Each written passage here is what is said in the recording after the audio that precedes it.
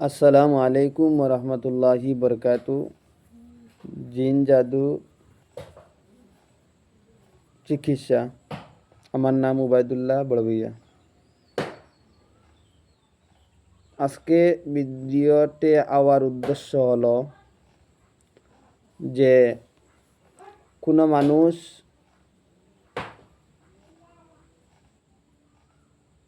ভুল প্রান্তে তদবির করে বাদে তার উপরে রিয়াকশন হয়, যাকে বলে রুজাত।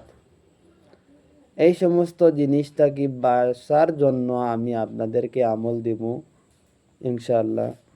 আর আপনিও নিজেও হেফাজত রাখবেন, নিজের পরিবারকেও হেফাজত রাখার জন্য আমি আজকে ভিডিওর মাধ্যমে একটা আমল দিব।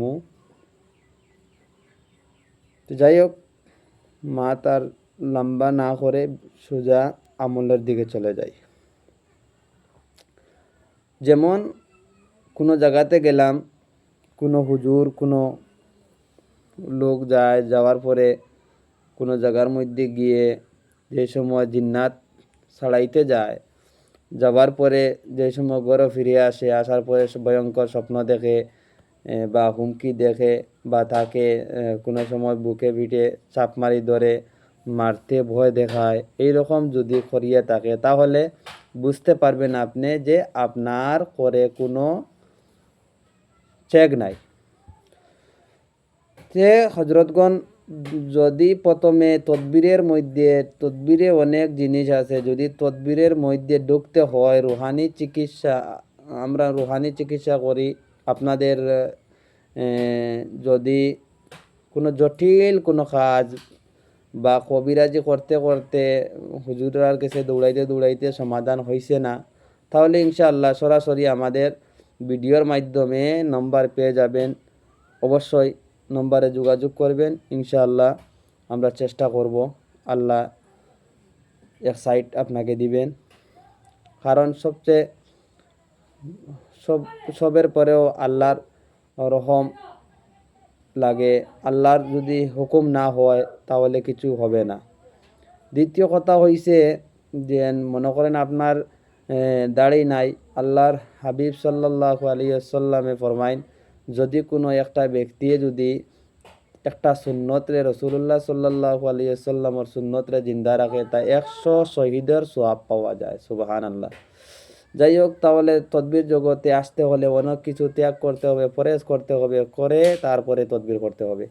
প্রথমে কথা হইল, আমি সোজাসুজি যাচ্ছি, জালালি জামালি ফরেজ করতে হবে। আর প্রথমে যে কোনো একটা নির্দিষ্ট টাইম বাইর করতে হবে, যেমন এশাবাদ নমাজ পড়ার পরে জায়গাতে বসিয়ে এইভাবে আমল করবেন। প্রথমে দুরুদে ইব্রাহিম বিজয় সংখ্যা পড়তে হবে। সারার প্রথম ইস্তেগফার পড়তে হবে 11 বার বিজয় সংখ্যা। তারপরে দুরুদে ইব্রাহিম বিজয় সংখ্যা পড়তে হবে। তারপরে আপনার সুরে তোয়ারিখ যে আমল আছে, এই সুরে তোয়ারিখের আমল করতে হবে। বিজয় সংখ্যা পড়তে হবে রোজ এক টাইমে, নির্দিষ্ট টাইমে পড়তে হবে। লেকিন এই আমল করতে কোনো জাত গোস্ত মাছ খাওয়া যাবে না, কোনো জায়গাতে দাওয়াত খাওয়া যাবে না। এইটা হলো নিষেধ। তারপরে আর রুহানি জগতে যদি কেউ ঢুকে রুহানি তদবির করে, তাহলে ইনশাআল্লাহ নেক্সট ভিডিওতে বলে দিব। অনেক জিনিস পরেজ করতে হবে, অনেক জিনিস পরেজ করার পরে আপনি এই পথে আসতে হবে। যাই হোক, তারপরে আপনার আমল করা শেষ, ডেইলি একই টাইমে হবে। যদি আজকে মনে করেন 10-15 মিনিটের তফাৎ হলে কিছু হবে না। আজকে যেমন করি 8টার দিকে আর কি আমলটা করলাম, আর আগামী কালকে 9টার সময় বসলাম, ওই আমলে হবে না, শেষ, বাতিল হয়ে যাবে, আমল বাতিল হয়ে যাবে, কোনো উপকার পাবেন না। যাই হোক, তাহলে বিজয় সংখ্যা ওইটা পড়িয়ে আপনি হিসার প্রথমে বিসমিল্লাহর আমিল হইতে হবে। দ্বিতীয় হইছে আপনার মঞ্জিল 33,000 যাকে বলে 33,000 আমল করতে হবে প্রত্যেক ফরজ নামাজের পরে। এইভাবে আমল করার পরে ওইটা যদি করে থাকেন, তাহলে বিশ্বর কোনো জায়গার কোনো তান্ত্রিক, কোনো কবিরাজ জীবনেও আপনাকে কি করতে পারবে না, ক্ষতি করতে পারবে না। দ্বিতীয় জিন্নাতে আপনার আসর করতে পারবে না। তারপরে আপনার যে রুজাহাতর শিকার হন ওইটা হবে না। ইনশাআল্লাহ ইনশাআল্লাহ আপনার শরীরটা সেফটি থাকবে। আপনার পরিবার এই মঞ্জিল তিলাওয়াত করলে, মনে করেন 33 আয়াত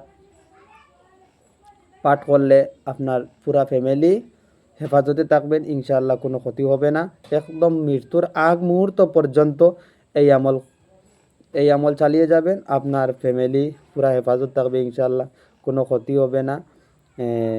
তারপরেও সর্বশেষের কথা, দুরুদে ইব্রাহিম পড়িলেন বিজয় সংখ্যা, পড়িয়ে ওইটা আমল দিয়ে বাদে মুনাজাত করলেন, আল্লাহর কাছে ভিক্ষু চাইলেন।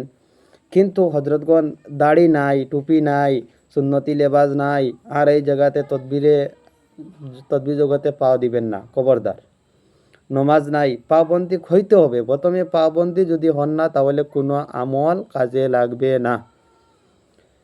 দ্বিতীয় কথা হয়েছে হজরতগণ, যদি আমার ভিডিওটা লাগে তাহলে দেখবেন, পুরা সময় ব্যয় করতেছি, পুরা সময় দিয়ে দেখলে, 5 থেকে লাস্ট অবধি দেখলে ফায়দা হবে।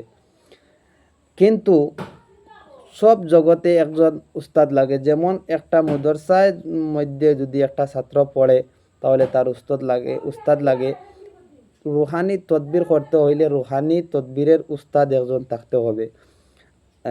রুহানি তদবিরের অনেক ফর্মুলা আছে, স্কুলের মতো ক্লাস টু ক্লাস আছে। তাহলে আপনি এই জগতে পাও দেওয়ার আগে আপনার তদবির জগতের একজন উস্তাদ লাগবে। আসসালামু আলাইকুম ওয়া রাহমাতুল্লাহি ওয়া বারাকাতুহু।